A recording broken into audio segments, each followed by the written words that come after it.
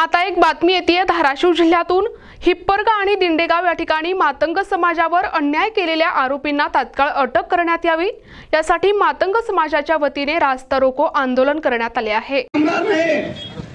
सोमनाथ भाऊने सांगितलं आहे, जो कोणी अन्याय करेल ना त्या गांडूचा हात उचला, त्याचा डायरेक्ट मर्डर टाका, डायरेक्ट मर्डर। सोमनाथ कमरेचा दूध म्हणून सांगतो, मी सांगतो तिचा मर्डर टाका। आज या मातंग समाजाची शपथ घेऊन सांगतो, जेवढा पण पैसा लागेल ना त्या माणसाला बाहेर काढायचं काम कचरू सगळं करील, त्याला होती शक्ती सगळ्याला शपथ घेऊन सांगतो, डायरेक्ट मर्डर टाका, मर्डर त्या गांडूचा हात घालतायत।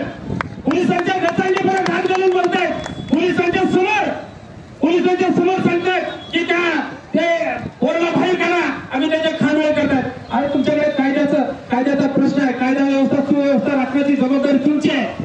तुमच्या समोर तुमच्या दारात जर एक माणूस जर एखाद्याला म्हणत असेल त्याची मी खानवेळ करतो, तुम्ही काय केलं त्याचं?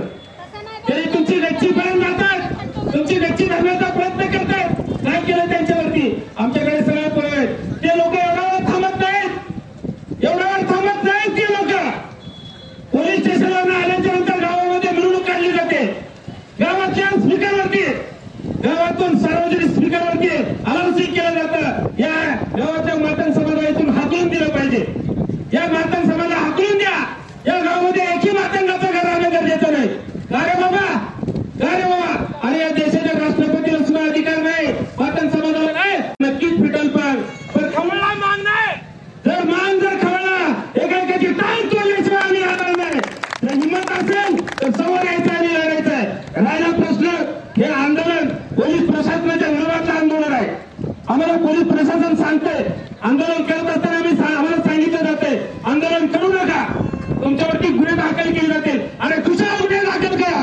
मातंग समाजाच्या वतीने या ठिकाणी तुळजापूर तालुक्यातील इटकल या ठिकाणी रस्ता रोक आंदोलन करण्यात आलं होतं। आक्रमक झालेला मातंग समाज, काय तुमच्या प्रामुख्याने मागण्या आहेत? या ठिकाणी पोलीस प्रशासनाच्या वतीनं हिप्परगा ताड यातील आमच्या रणदेव कुटुंबावरती हल्ला करणाऱ्या आरोपीला पाठीशी घालून त्यांना मोकाट सोडलेला आहे। ते आरोपी तात्काळ त्या पोलीस प्रशासनाने अटक करा म्हणून गेली 15 ते 20 दिवसापासून आम्ही पोलीस प्रशासनाला विनंती करतात, परंतु पोलीस प्रशासन त्यांच्याकडून काहीतरी चिरीमिरी घेऊन त्यांना सहकार्य करत आहे। आणि हे आरोपी त्या मातंग समाजाच्या घराच्या समोर जाऊन त्यांना खिजवण्याचा प्रयत्न, त्यांच्या घरासमोर गाडीचे रेस वाढवणं, त्यांना नेऊन बोलणं, असे प्रकार हे आरोपी करतायत। म्हणून आज आम्ही या रस्ता रोको इटकल। कोण आहेत हा आरोपी?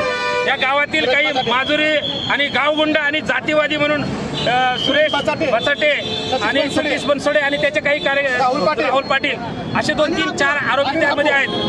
आणि हा आंदोलन जे आहे पोलीस प्रशासनाच्या विरोधात आहे, काय मातंग समाजाची मागणी आहे? काय नाही साहेब, गेली 10 ते 12 दिवसापासून या ठिकाणी रस्ता रोको आणि आंदोलनाची मागणी देत असताना, या ठिकाणी हीच तर मागणी मागत असताना या समाजाला आजपर्यंत 15 दिवस भेटी देण्याचा प्रयत्न ह्या लोकांनी करत आहेत। मला समाजावर तरी विनंती करायची आहे की साहेब, या ठिकाणी आम्ही आज ही पहिलं आंदोलन आहे, त्याच्यानंतर या राज्यामध्ये मोठं आंदोलन उभारण्याचं धाडस आम्ही या ठिकाणी करणार आहोत, यासाठी विनंती करतो। आक्रमक झालेला मातंग समाज काय करेल? मातंग समाजावरती या ठिकाणी अन्याय केलेला आहे। तर मातंग समाजावरती वारंवार जातीवाद शिवी देऊन घरी येऊन धमकी देऊन मिटून घे नाहीतर अजून तुझ्यावर पोरच्या धरून अन्याय करीन, काय इत्यादी शिकेटकर असं म्हणून मातंग समाजाला वारंवार त्रास करतात आणि डायरेक्ट जीव मारणी धमकी देतात। आणि मातंग समाजाला गावाच्या बाहेर काढा, मातंग समाजाला गावात ठेवायचं नाही, ही मातंग समाज बाहेर हाकला।